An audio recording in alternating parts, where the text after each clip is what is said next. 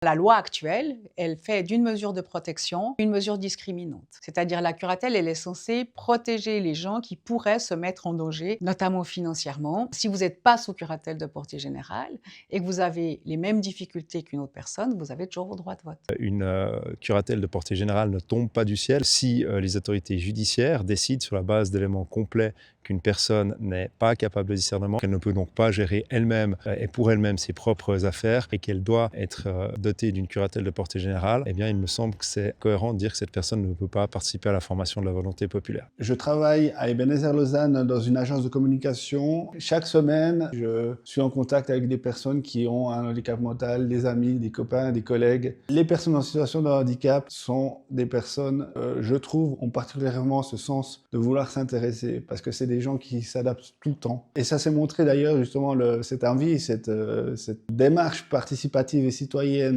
à travers un projet qui s'appelle le Blabla Vote. Les animateurs finalement de ce Blabla Vote font des séances de préparation avec les personnes en situation de handicap mental pour pouvoir justement se saisir de l'objet politique à voter. C'est vrai que ces Blabla Votes sont intéressants parce qu'on voit une grande majorité de personnes en situation de handicap. Alors, c'est important que ça change déjà parce que légalement, ça nous rendrait conforme à la Convention des droits des personnes handicapées. C'est surtout important que ça change parce que c'est injuste. C'est extrêmement difficile d'évaluer la capacité à voter de quelqu'un. Enfin, vous vous basez sur quoi? Si elles n'arrivent pas à voter, si elles ne peuvent pas voter, si elles n'ont pas envie, elles voteront pas, c'est tout.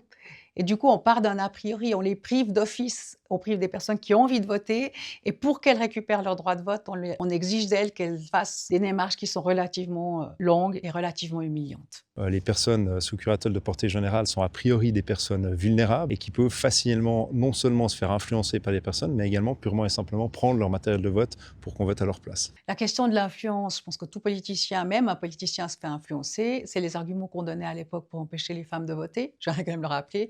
Et puis la captation de voix, c'est un acte illégal. Donc on ne prive pas quelqu'un de ses droits parce que quelqu'un risque de commettre un acte illégal. On a essayé de me retirer le droit de vote. J'avais 20 ans, j'étais en décompensation depuis 2 ans, décompensation psychotique d'une schizophrénie paranoïaque.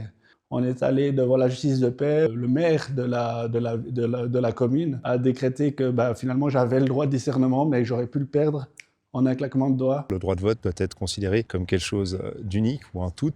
Avec le projet de modification législative, il y aura au fond un droit de vote pour les personnes sous curatelle de portée générale au plan cantonal, mais pas au plan fédéral. C'est des gens qui sont mis en dehors de la société. Aujourd'hui, on a l'opportunité dans le canton de Vaud de pouvoir leur donner un pouvoir agir sur leur vie, mais aussi la vie de tous les citoyens.